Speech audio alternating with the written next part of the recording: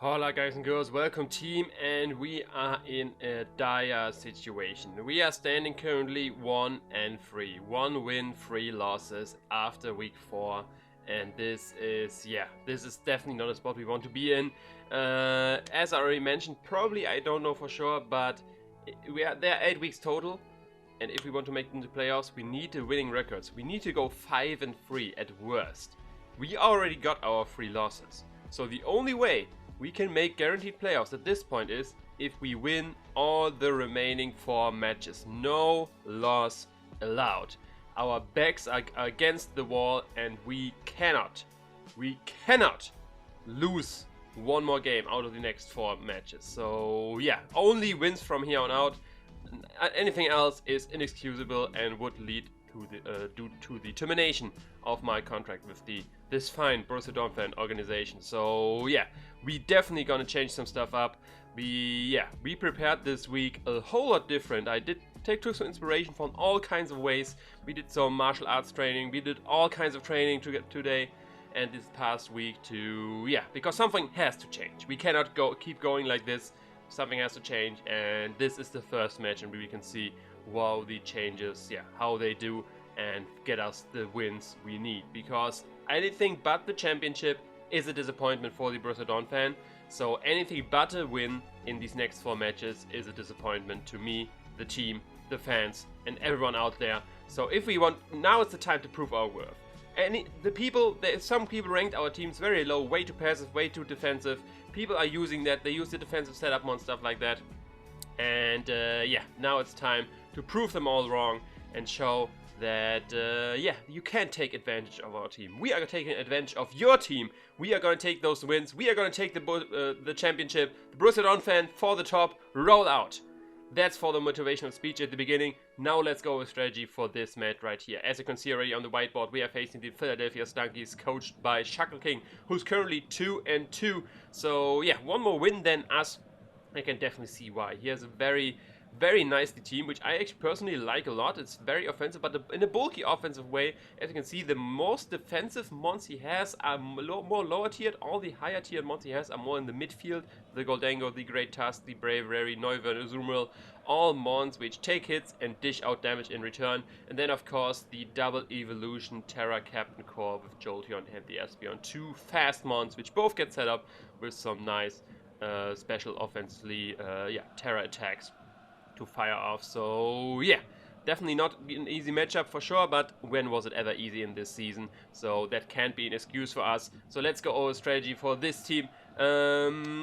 Let's just go straight over what we trained this past week and what we can do with the opponent. So first of all, here we are with the starting lineup. At the goal we have Andre the Rillaboom in our defensive midfield lineup. We got Marine the Florges, Barely the CORVIKNIGHT. Our offensive midfield, we got Lady the Pawmod, Alex the Azath, and our main striker, we got Barbish the Talonflame. No Roaring Moon this time in our offense because the matchup is just not there with stuff like the Tusk and stuff like that. We need some other offensive threats to break through, and this is the lineup we decide to go with. And let's go over in detail why these 6 are the starting lineup to get this win for our 4-win streak going forward.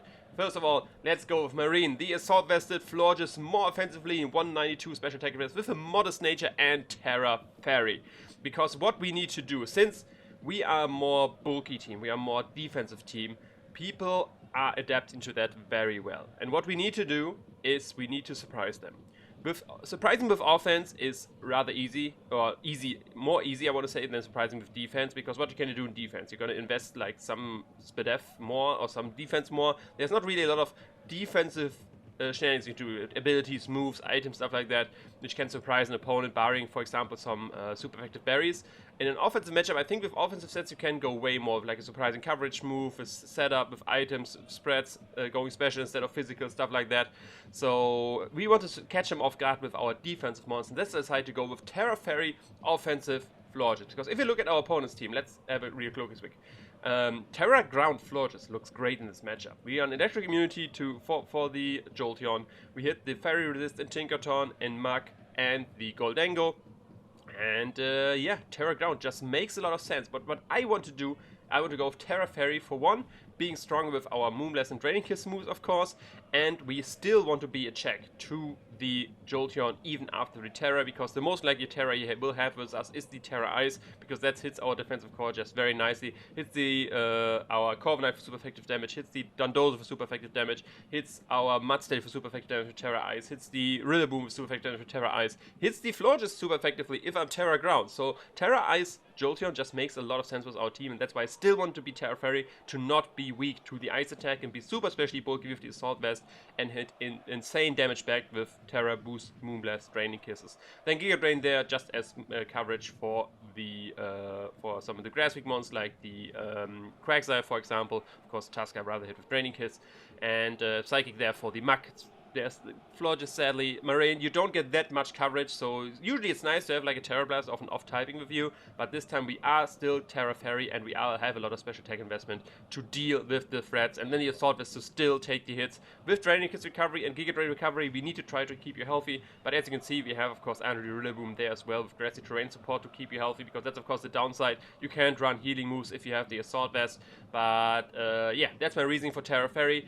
Depending on the Goldango spread, if it's just fully offensive, no bulk at all, Terra boosted Moonblast actually can free hit potentially that, especially after hazards. I think it is a free hit, but before that it has a shot to free hit him. So yeah, we don't need necessarily the Terra Ground, which is pretty nice, and I think we can definitely play some mind games thinking that opponent, we are the Terra Ground, we are gonna Terra, we're gonna click the ground moves, he goes into a ground resist or ground immunity, we catch him with a super strong fairy move.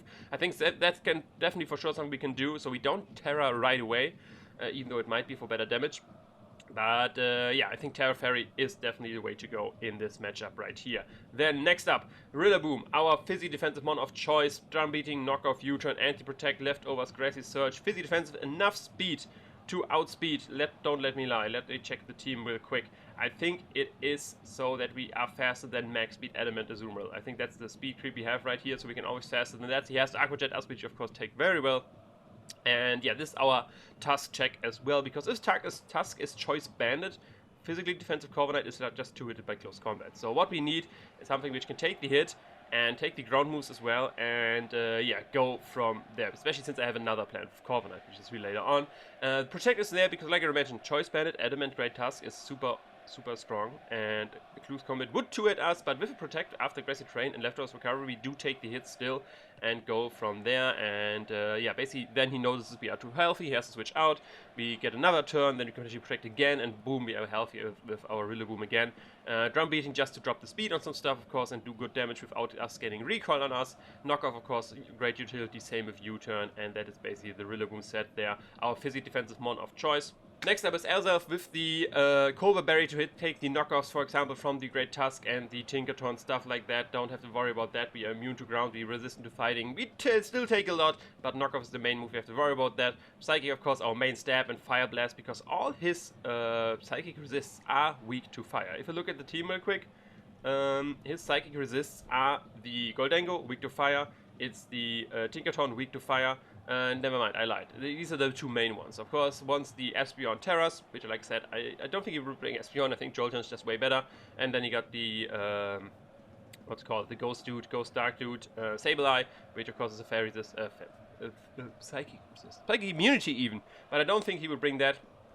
So Fire Blast just great coverage, U-turn, then Momentum, of course, and then the Stealth Rock to, yeah, get us the hazards, because like I said, these are not on Corviknight this time. We definitely still do want the hazards on potential switch out. Or like I said, if we are versus Great Tusk, because we don't have to worry about anything. Barring potentially Rapid Spin for him to be faster, but then he can knock off us, we still live, we Psychic, and we probably kill him depending on the set. So yeah, pretty nice Elder set there. Next up, we got our Choice Scarf, which is Lady the Palmer with Volt Absorb once again, because like I mentioned, Florges is not going to be Terra Grounds, but we still want to have a Terra not a Terra immunity, Electric immunity. That's why Lele once again is Volt Absorb, so we can play some shenanigans with the Jolteon. With the Scarf, of course, we are faster than Jolteon as well. Close Combat does all the damage if he's no bulk. Wild Charge there, because we are not Iron Fist, so it's stronger than Thunder Punch. Ice Punch, of course, to hit the electric resist he has, like the Great Tusk and the Noivern, for example, which is a fighting resist. And then Baton has for momentum and not Volt Switch, since he does have both the ground types in Quagsire and the Great Tusk, which are both decent switch-ins to Palmod, especially with the choice variant. I can switch up moves. Tusk doesn't take a whole lot from Ice Punch, that's just because it's so physically bulky, or Seed Bomb even. Quagsire takes a lot from Seed Bomb, to be fair. But basically, my plan is to switch that hard in onto Jolteon on the first turn. It comes in, it wants to click an electric move. It doesn't know yet I'm Volt Absorb on my Palm Out. He might still think I'm Terra Ground on Florges. And yeah, get that for free in. Then, of course, he can't Volt Switch versus me because he just found out that I am Volt Absorb. So he has to hard switch out. Most likely one to ground types. That's where I click Baton Pass. I get momentum versus him and I can go from there. If it's Quagsire, we can bring in one of our grass types or even our Florges with the grass move and super strong fairy moves. If it's the Tusk, we can bring in our Talonflame, our Azap to get up rocks. A lot of stuff we can take advantage of that set. That's why I have Baton Pass here to still get momentum on the most likely ground types, which will come in once his Jolteon hard switches out versus my Palmot. Then next up, we got Barbish, the Talonflame, this time with a special set, modest max special attack, Hurricane, Overheat, Defog, and Roost. Once again, it has Defog here because we don't have Defog on Corviknight. We have a special plan for Corviknight. That's why, yeah, you will see Corviknight is going to be our win con in this match, or at least one of the win cons, which I try to win with, because once this thing gets going, it will do. And yeah, special Hurricane, just super nice versus his team, especially with Overheat coverage. His flying resists don't like taking fire moves. Like I said, Goldango, Tinkaton are the main ones, which are weak to Overheat, of course. Modest Nature, because at that speed, we are actually faster than max speed.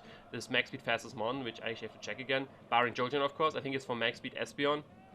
Yeah, we are slower than Neuron actually, but that we want to hit with Hurricane either way.